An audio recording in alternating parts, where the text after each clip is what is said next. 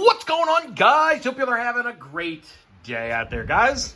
This is part 2 of the installment for any of you guys interested in watching the new Kraton XL build taking place. I'm still waiting for some stuff to show up here. I'm still waiting for the new hot racing differential cases. And yes, I decided to go hot racing, kind of for a couple different reasons.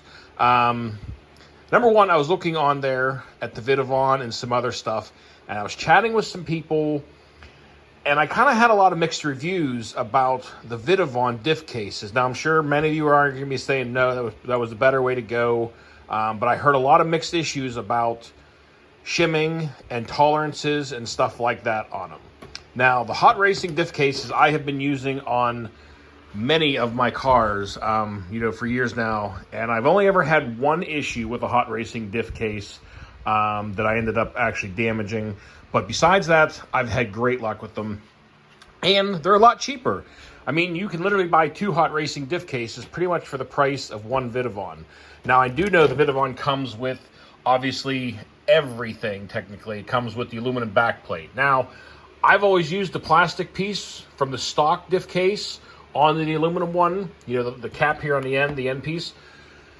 But I've never ran into any issues with doing that. So, some may say that's wrong. Some may say that's fine. Again, I'm going to do this as how my build's going to go. But anyway, guys, so while I'm waiting for those pieces, I decided I was going to start working on a few other things. I also am going to change out the top acronym arm. But I was going to do that, but then I realized, well, no, I got to tear the diff cases apart. There's no point in doing that until I get the diff cases. So I'm kind of at a standstill until my diff cases show up, because then I can start finishing and actually making some headway. But anyway, guys, I am going to work on a few things today, and I was starting to get some stuff put in here and fitted up. I already mounted up the center diff in here, just used some blue Loctite on all the screws. And I got everything mounted up, everything fit up great, cleaned everything up, checked all the bearings, re-greased everything. And this one is packed with silicone earplugs. It has a little bit of give, but not much. So we got this mounted up on here. I got the receiver mounted up in the receiver box, and I got the new battery box here ready to go in. So my plan is got this mounted up, gonna get this in here, gonna switch out my new servo and get the new servo mounted up and clean up this plate, obviously, because this is kind of gross, and get that stuff back on here. And then I'm going to go from there, because the other issue I'm kind of debating on is I don't know if I want to use this plastic plate. I might order from M2C the Esc Mount for this thing now, because it was something I did on this car, on this Red Bull, that I did later on. You guys can see down there, I have the aluminum plate on this one. And I feel like I should just do that now from the start. So I might also be waiting for that part to come in. Still waiting for lots of stuff to come in here, guys. It's kind of a slow process getting all the bits and pieces together. I did just get all of the M2C Racing Beefcake front and rear drive shafts. They are on the way.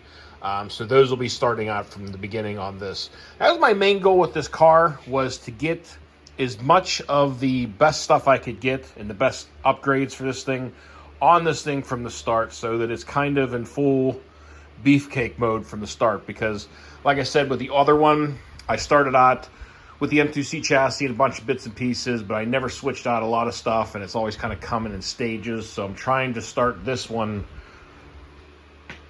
pretty much to 100% from the start. But anyway, I'm going to get the battery box mounted up and start working on this. I'm going to decide what I'm going to do with this.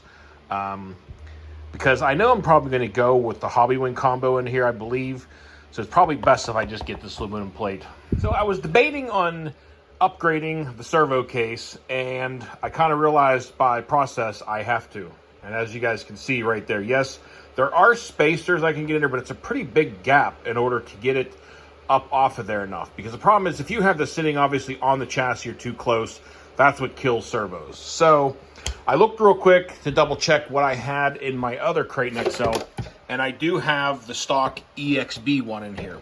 So what I just did was I went on eBay, found the stock aluminum EXB version, and I ordered that, and it will properly fit in here. I'll just use the normal rubber spacers in here, and she'll fit up a lot better. So I ordered that, And I also did just order off M2C Racing the proper Esc mount. It's aluminum version. It clamps down here. It already has the pre-drilled holes to bolt right into your Esc. So I got that on the way also. And I also decided to do something on this that I didn't do to this. I also ordered the M2C Racing +5 Hex Extender. So it'll make this one a little wider. It'll make it 10 millimeters wider than this one. So we'll see what the extra length and the extra width is like on the new platform here, which will be interesting to see. So I got that, and while I was ran out there for a moment, a couple things showed up in the mail. I got the new Mojave center brace here. I just went with the stock one, didn't have to go too crazy. I seen some other options out there, but for I think $8 or $6 or something like that this thing cost with shipping, couldn't beat it. So got the stock EXP center brace now, so that'll be the proper one in there. And then I also ordered these, which are the side guard set, which is the ARA 320-541, and these are obviously your side skirts for the sides here. I won't obviously put the handles on them, but however, these are the proper side skirts to cover all the sides, obviously. So got a couple things just showed up in the mail, and over the next few days, the other stuff will be showing up. I did just get a notification that my hot racing diff cases and the front steering knuckles, all that stuff was shipped, so those will be here. And we'll finally get to get a little bit more progress done. But I'll bring you guys back whenever that stuff shows up, and we'll continue on with this video and start working on that. I'm not going to try and make these videos too long, probably somewhere between 10 and 12 minutes. So like I told you before, guys, this will turn into a very multi-part segment, and I will just throw them in there here and there so that, you know, it's not all just putting this thing together and no fun and bashing. But anyway, we'll see you guys when stuff shows up. All right, guys. Well, I got one piece that just showed up today, and it's the new EXB servo mount. This one fit up in there nicely. It does sit pretty much flush, but it's a lot better than the other one. I might put another spacer under here, but I'm going to get this thing mounted up, and it's going to go something like that. And hopefully the diff case will show up here. They're supposed to be here today, but apparently they didn't show up. So as soon as those come, I can actually get some going, but I just figured to show you to get the new servo and the servo mounted up on here. Also, a lot of people were asking me recently about the aluminum fans and stuff I've been running. There's two different kinds, but this is one of the ones I have been using on all the 6S cars, these Hobby Star turbo ventilation 35 millimeters. These things have been holding up great. I haven't had any of them break yet, so that's a huge plus. And they've been working, and they definitely push a lot more air, but forgot to throw that side note, but we'll see ya when I get diff cases. All right, well, we got the servo mounted up, and I cut the wings off of another old aluminum servo I had and fitted them up in there as another spacer. And now you can see I got a nice gap underneath so that the servo is not sitting directly on the chassis, which is obviously, that's a bad thing because you get those hard chassis slappers. It's a servo killer. But we got the servo all mounted up on there. She's hooked into the receiver. So getting little bits and pieces as I go along here. And like I said, guys, this is going to be definitely a multi-part. I'm going to just try and bust it down as I get certain things accomplished on here. And she starts to come together. But as soon as the differential cases come in and my front steering knuckles, we'll start getting a little bit more bigger pieces on here. Well, it was mail day today, and we got some goodies. We got our front and rear hot racing differential case. We got our hot racing aluminum axle carriers for the front, so I won't be dealing with the plastic ones and those blowing out of there all the time. Also got some M2C Racing goodies. We got our Esc Plates, and that is the part number for that, the 6S Esc Plate. And I also got, like I said, the +5 adapter Hex universal adapters. So these will be going on this. I'm going to make the new Kraton XL a little bit wider than my first one. So I'm going to start getting this stuff fitted up. I'll bring you guys back as I get maybe a front and a rear done. This isn't going to be a how-to video really to show you what parts I'm doing and how I'm doing it, but you know, anybody that's trying to do this on their own, most of it's pretty self-explanatory. But anyway, guys, let's get to work. I figured I'd real quickly bring you guys back here and show you where I'm at. I got the back end I'm doing first, disassembled the diff from it, and got everything torn out of the old one, and got everything transferred over to the new aluminum one. Got the top brace end on there and everything. And some of these differentials I've noticed are a little different. Most of them I've had required usually 1 to 2 shims. This is a brand new differential, so I had to put 3 shims down there on the bearing side or on the gear side. And this is where you do want to shim them, guys. Many of you know, but for anybody who's maybe watching for the first time, this is the side you want to put the shims on and get this thing pushed over as tight as you can over into the pinion gear underneath there. But anyway, gonna go ahead and finish this one up and continue on, and then we're gonna start with the rear hinge pin brace kit and get the back together. It is coming together. As you guys can see, I got the whole diff case and all the hinge pins locked up on there and together. Got the rear tower brace mounted up. I got one shock done so far. I got the M2C Racing valve kit in here, and I also have the emulsion shock caps, and I'm just getting this one filled up and getting the air bubbles out of it, and back will be pretty much ready to go on. The only thing I'm still waiting for are my heavy duty drive shafts coming from M2C Racing before I can fully finish this up, but I am going to change out the hubs here before I can get it mounted up on the car and still wait for the drive shaft, so that's probably what I'll do. All right, guys, well, the back end is all complete, minus the drive shafts, but she is looking beautiful. So we got brand new hot racing differential case in here with a brand new diff. We are running the M2C Racing locking hinge pin kit.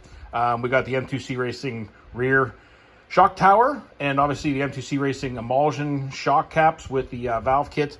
And guys, and also this I'm really curious to see how this car handles now with the M2C Racing +5 hex adapters on here. But we're going to run the RPM A-arms on the rear. I am going to run the stock EXB on the front, but everything else is all mounted up. Everything fit up great. One step closer to getting this thing finished up. All right, we're about to get the back end bolted up to the new chassis. And also, guys, I wanted to make sure to remind everybody, in the kits comes these new droop screws. Now, they wind in from the bottom, so obviously you got this bigger head on the bottom of your A-arm so that it touches and makes proper contact with the chassis. I just want to make sure that you don't forget to wind these in, especially on the RPM A-arms and stuff. So make sure you put those in there. Don't just chuck them to the side. They are important. But we're going to get this thing bolted up now, and we'll have one piece attached to the chassis finally. All right, well, we got the first piece mounted up to the chassis. Everything fit up beautifully. Now, since I am running the Mojave hinge pin kit on this thing, I do have this piece sticking out at the back, and I'm not sure if I'm just having a brain fart at the moment, if this is kind of unnecessary or not. If not, it might be just kind of a skid for the back of it. But, guys, coming along. I'm going to start working on the front in the next video. We're going to get the front put together. I got lots of goodies and parts to do the front. We also got the hot racing diff case, then hot racing steering knuckles, a mixture of all kinds of other good M2C goodies. So that's going to do it for this video. Anybody that's tagging along for this build video, I appreciate it. But that's going to do it. Now, the part that I'm trying to figure out, if anybody out there watching this video can help me with, trying to decide on a couple things. Number one, tires. Debating if I want to do the, D-boot 6S backflips, maybe do the Qatars. But I don't know how proportional they will really be with this car. I'm kind of debating. Those might be an option. Also, the other issue I'm running into is a body. Now, a lot of you guys seen any of these builds. This Chevy C10 body is used a lot. Why? Because, well, it fits. And there's not a ton of modifications that have to be done to make it work. I mean, obviously, wheel wells aren't proportional, but you're not really going to find anything for this kind of car that's proportional for a body. But anybody out there that might be watching this that has had luck with other bodies on this car, let me know. I really want to go with something along these lines where it has the whole front kind of covering up the front end like that. I would like it more of a truggy style looking body, but I don't know if I'm going to have that luck.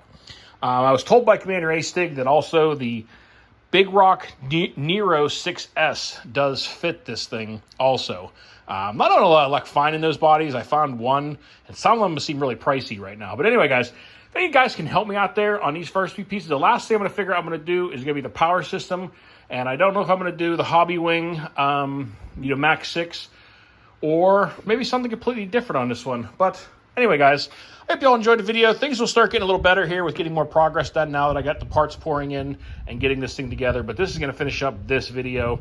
The first couple parts here were kind of initially going over what I'm building, what parts I'm getting, and all that. So that is going to do it. So until next time, y'all be safe. Be careful out there. Peace out, everybody.